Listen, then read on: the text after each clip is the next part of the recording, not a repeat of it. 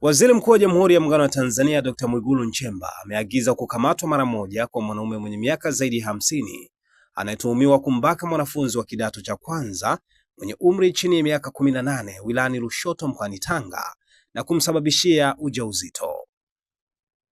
Dr. Mwigulu ametoa agizo hilo alipokuwa akizungumza na wananchi wa Korogwe, akisema kuwa serikali haitavumilia vitendo vya ukatili wa kijinsia, hususan ubakaji wa watoto wa kike. Amesema ni lazima vyombo vya dola vimkamate mtuhumiwa huyo popote alipo na kumfikisha katika vyombo vya sheria mara moja kabla hajafika wilayani humo, akionya kuwa serikali haiwezi kuweka heshima na wabakaji, huku akiagiza TAKUKURU kufanya uchunguzi wa kuwachukulia hatua wote waliohusika kwenye njama za kurubuni mwenendo wa kesi hiyo mahakamani na kupelekea mtuhumiwa huyo kuachiliwa huru bila hatia. Waziri Mkuu pia ametoa maelekezo kwa mamlaka ya elimu kuhakikisha mwanafunzi huyo analindwa na kuendelea na masomo yake mara moja baada ya mtoto wake atakapomaliza kunyonya. Na jana nilimsikiliza binti moja pale, kwa wale mnaofuatilia mliona.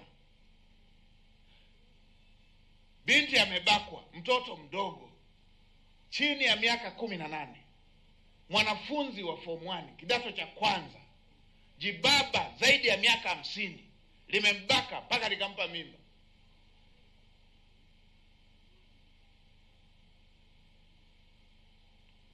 Halafu vipimo vya kwanza vimetoka, vimeonyesha DNA zinafanana. Halafu katika kuendesha kesi eti imeonekana hakuandikwa kwamba ni mwanafunzi. Ngoja nifike Lushoto.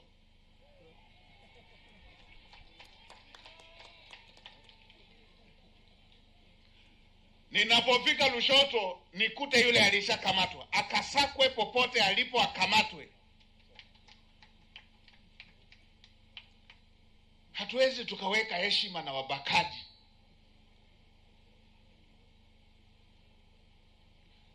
Na afisa elimu wa mkoa, huyo mtoto akimaliza kunyonya, yule mtoto, yule mamake aliyebakwa, mama mtoto aliyebakwa apelekwe shule akaendelee na ndoto yake ya kusoma. Mtafutieni shule ya bweni aendelee na kusoma.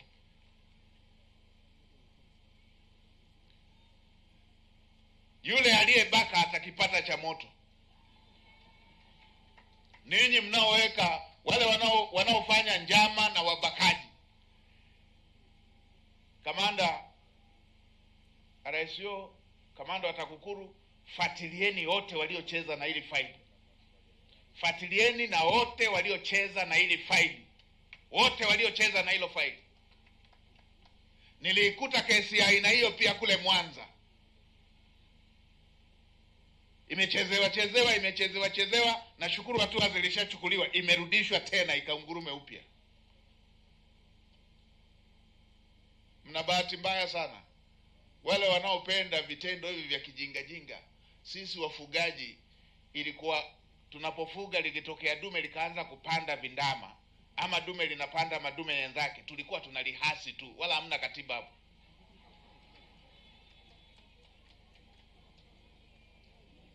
Wala hatukuwa na katiba ya ng'ombe, tulikuwa tunalihasi tu. Sasa kwa sababu katiba yetu haijasema hivyo, watakipata cha moto kupitia sheria zinavyoelekeza.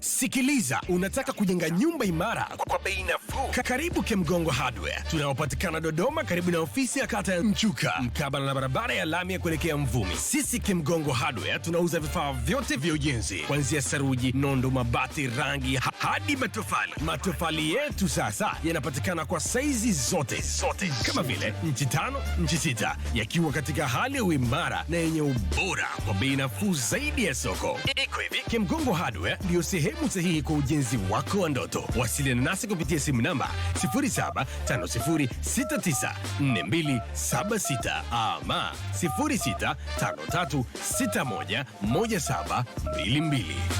Kemgongo Hardware. Karibu ujenge nasi kwa gharama nafuu.